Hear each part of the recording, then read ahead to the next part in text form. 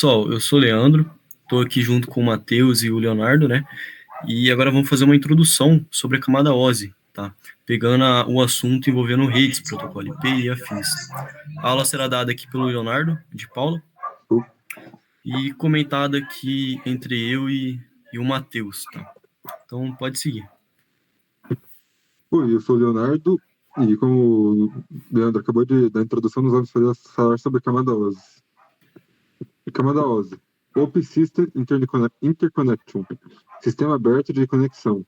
Nada são além de um conjunto de camadas que permitem estabelecer uma conexão rápida e segura entre os equipamentos eletrônicos e os servidores, que funciona como uma requisição, pergunta, onde, ao se enviar uma requisição ao computador, ele é transmitida via cabo de rede ou via Wi-Fi e chega até o servidor de destino. De lá, a requisição é analisada e devolvida em forma de resposta para o mesmo caminho de ida. É o mesmo caminho de uma ponte, praticamente. Tem os Show. dois lados, quando um lado atravessa, aí o outro lado atravessa também. E assim vai indo. Bom, o protocolo IP, né, que a gente sempre comenta envolvendo redes, ele é baseado em origem e destino. Então, o pacote sempre vai e volta, né? Quando a gente fala sobre camada OSI, a gente está falando sobre as 7 camadas, sendo a física, ligação, rede, transporte, sessão, apresentação e aplicação. O protocolo IP, ele se baseia em cima das duas camadas, sendo a camada 2 e a camada 3. Tá? E qual que é o intuito? Como eu citei, são origens e destinos, idas e voltas de pacotes. Então, você vai, coleta uma informação, essa informação de retorno. E para isso, né, para ele chegar no seu destino ou na sua origem, né, ele passa ali pelas 7 camadas, que são física, ligação, rede, transporte, por aí vai. A física, a gente se diz quando é a camada realmente física, cabo de rede, uma fibra, né? A camada ligação é a camada de MAC.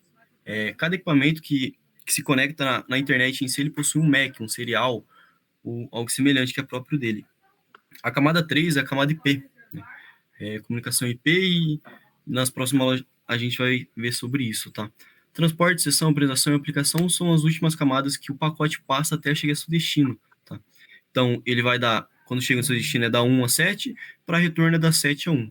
Tá? Então, é dessa forma que um pacote acaba chegando a sua determinado destino. Eu acabei falando ali sobre as 7 E aqui nós camadas, vamos mas seguindo, pode seguir. vamos seguindo aqui. Aqui nós vai dar uma leve introdução a todas as camadas, falando sobre ela, uma leve introdução mesmo. Onde a camada 1, que é a física, essa camada é onde são definidos os dispositivos em que serão enviadas a requisição e se será via cabo ou rede ou ar. É praticamente, está definido, tipo, vamos dar do notebook, celular ou qualquer outro tipo de equipamento eletrônico. E qual que é o meio de transporte? Cabo, rede, ar, depende. Aí temos a camada 2 de ligação. Nessa camada, os dados recebidos são verificados para a verificação se existem possíveis erros e corrigi-los se for possível. Dessa forma, deixam as camadas superiores com menos responsabilidade. Funciona quase como um filtro, assim dizer, onde ele tira os erros mais grossos e deixa os erros mais simples para poder passar para ter até um fluxo melhor na rede. Camada 3, a rede em si. Possivelmente sendo a camada mais atuante de todas, ela é responsável por verificar o destino da requisição e estabelecer a conexão entre o IP, endereço de protocolo de internet, dos emissores e dos receptores, além de fazer uma busca de melhores e mais rápidas rotas para se seguir. É quase como se fosse um GPS, de certa forma, onde ele vai transmitir a mensagem e simplesmente escolhe, ó, esse caminho aqui é o mais rápido, então nós vamos seguir por ele. E assim vai. Aí faz a conexão entre tipo, eu mandei do meu notebook e vai acessar de outro notebook em algum outro lugar. Aí a pessoa vai mandar a requisição, aí praticamente os dois vão estabelecer uma conexão e vai transmitir a mensagem. Show, é isso mesmo. Camada 1, como o Léo falou, rede ou cabo de rede, fibra, tudo que interliga no seu computador, né, wireless ou afins. O camada 2 é de MAC, tá? Ele meio que faz esse filtro, né, que quando não se envolve o endereçamento em cima de IP, ele funciona na camada 2, que é MAC address. Ah, preciso chegar no MAC address X. Então, o meu computador, ele vai ter esses MAC na tabela dele para poder chegar, né? Computador não, o meu roteador, no caso. Camada 3 é de endereçamento basicamente ele escolhe o melhor caminho pelos saltos, né? Se para ele chegar utilizando um caminho tem menos salto do que pelo caminho B, né? Ele vai preferir sempre o que tem menos salto. Continuando as camadas, camada 4, transporte. Gerencia o transporte dos pacotes de informações para que sejam entregues e devolvidos de forma segura. Levando em consideração o esquema de correios que a gente estava usando, podemos dizer que é o entregador, que pega a sua vanzinha ou a moto e segue com a mercadoria. É a mesma coisa, só que levando em consideração os pacotes de arquivos que estão sendo enviados na rede. Camada 5, sessão. Ela quem estabelece e encerra uma sincronização entre os hosts e qualquer máquina ou computador conectado a uma rede, além de estabelecer suporte a elas. Camada 6, apresentação. Camada responsável por efetuar o tratamento dos dados tais como decodificação, conversão de caracteres e compactação. É a camada visual, assim dizendo. O dado vem, só que ele vem em forma de código, obviamente, para passar pela rede, ou codificado, depende de como ele estiver. Aí, ao chegar na máquina do cliente, ela tem que apresentar um componente visual para ele poder ver o que está mexendo. Então, essa camada é responsável por transmitir da forma do código para o visual. Show. Camada 7. Pode continuar. Camada 7, aplicação. São as, camada 7, aplicação. São as aplicações que garantem o consumo de dados e nela que os dados serão vistos por nós. Exemplo, o e-mail. Tá, essa camada veio, ela foi descodificada para ficar de forma visual.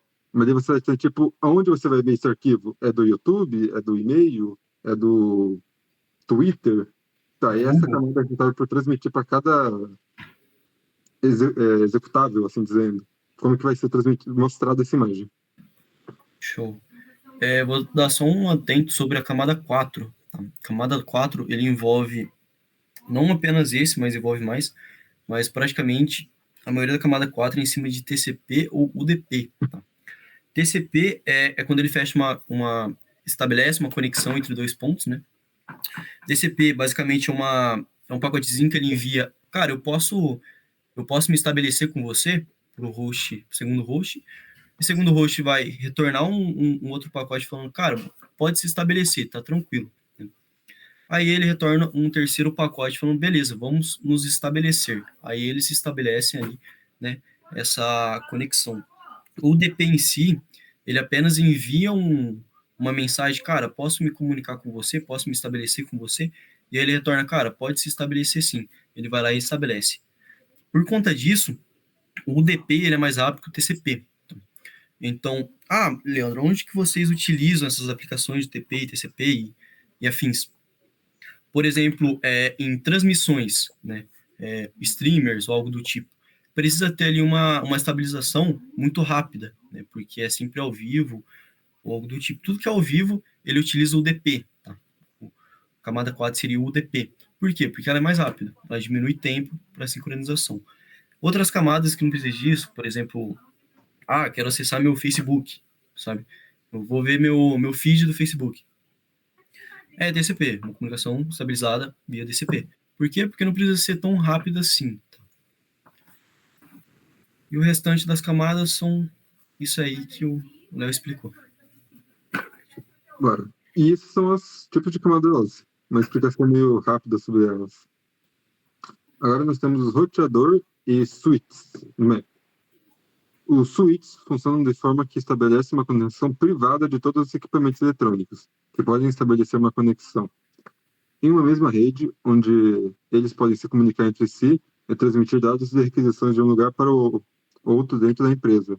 Geralmente utilizado em empresas de pequeno porte para ajudar a manter um fluxo único de informações em todos os setores da empresa.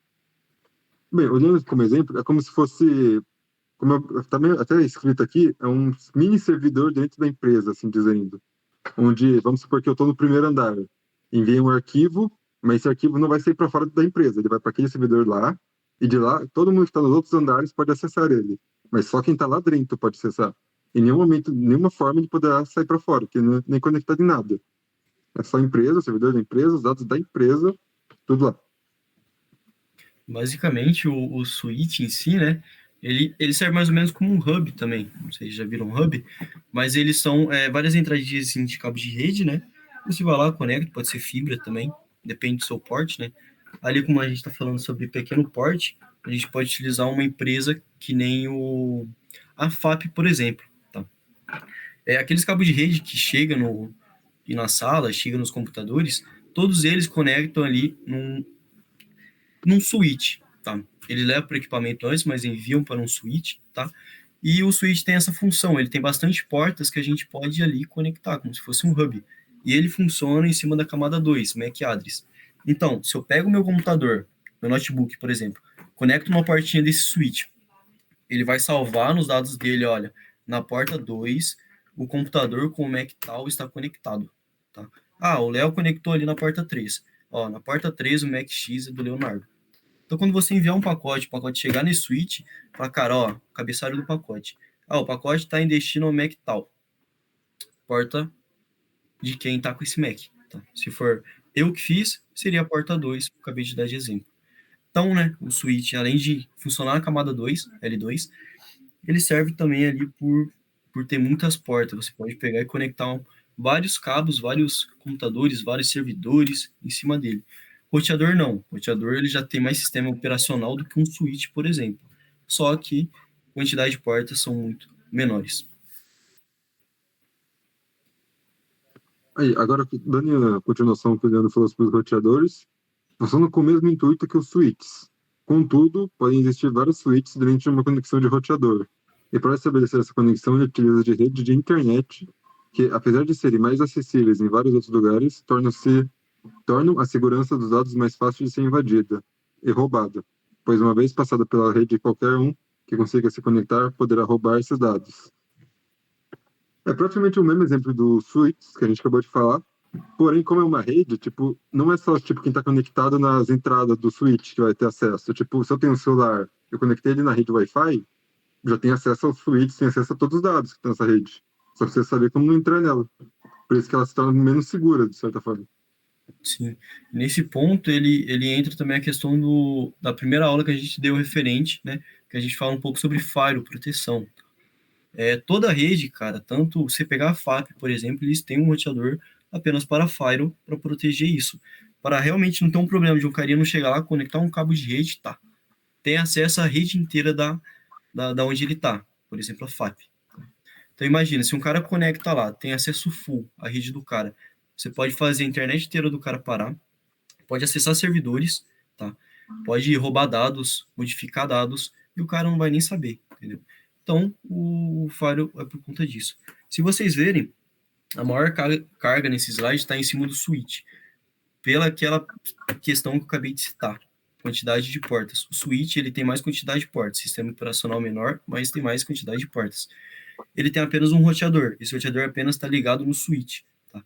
Então, o roteador ele faz todo o encaminhamento de dados, o forging e o forging plane do equipamento faz todo o encaminhamento de dados.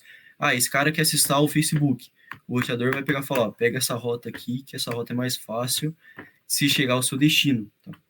O switch, ele só vai funcionar ali para o cenário residencial, tá? Chegou um pacote, qual que é o MAC de destino desse pacote? É a interface 3, computador número 3, basicamente.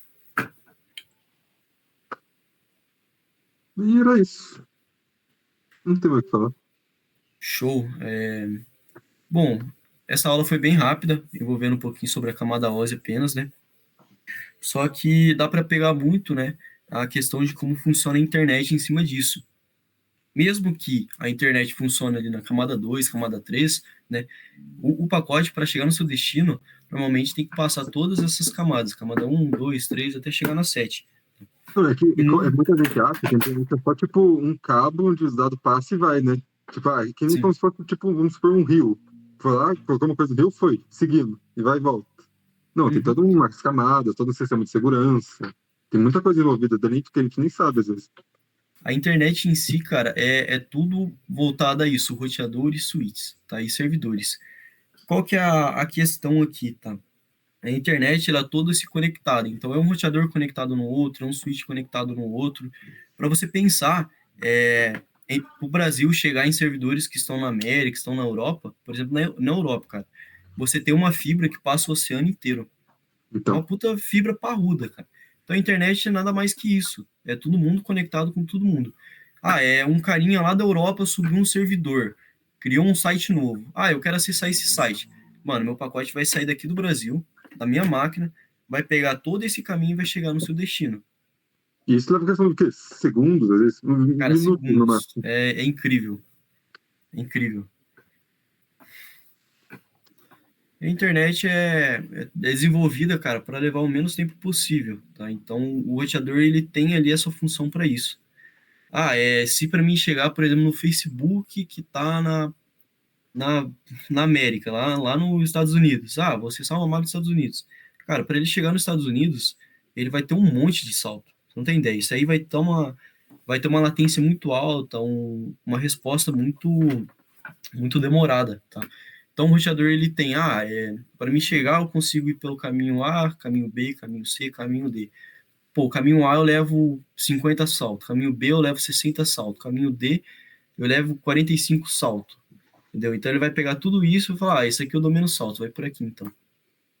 Não, a internet Então, está tão bem, a rede está tão bem construída hoje em dia que, tipo, até em imagem, arquivos, tipo, de gigabyte de arquivos assim, são transmitidos em minutos.